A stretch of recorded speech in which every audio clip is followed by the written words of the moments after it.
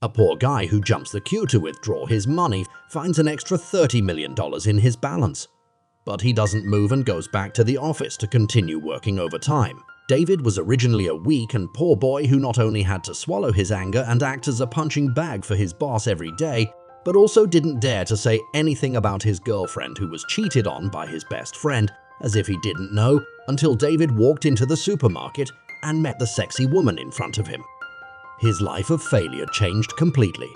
Terrified, David does not understand why someone wants to kill himself.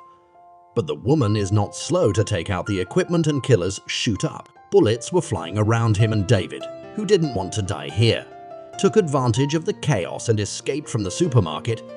But the assassin was also in hot pursuit, grabbed a truck and crashed it into him. He was about to die when the woman in the Ferrari came out again, but the killer is still chasing after him.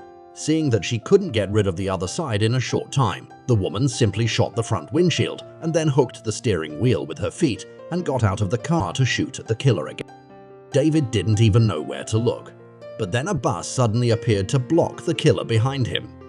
Who would have thought that the other side did not hesitate to throw 2 rounds of bullets that can turn the corner? What's more, the road ahead was blocked by the police.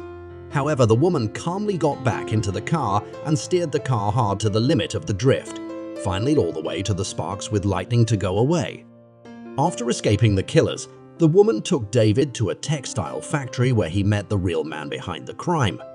Kevin handed David a pistol and told him to shoot the wings off a fly in the distance. David was dumbfounded, but when he refused, a gun was pressed against his head and it was clear that the men in front of him were not joking.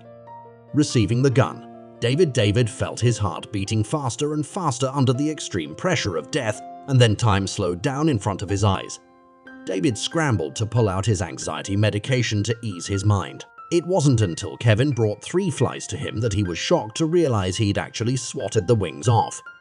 Kevin said that David's anxiety wasn't a flaw at all, but the ultimate assassin's gift.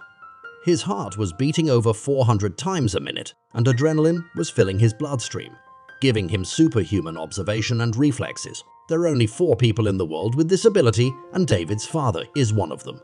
And that's what made him the most powerful assassin in the League of Assassins for over 2,000 years.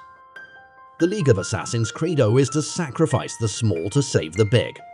But a few days ago, his father was murdered by an anonymous traitor within the League. Kevin wanted David to join the League of Assassins so he wouldn't bury his father's genes and find a way to avenge his father's death. But David refused the sudden mission of vengeance because his father abandoned his family less than a week after he was born. And there was no emotional connection between them. And Kevin, surprisingly, doesn't stop David from leaving because he believes he'll be back.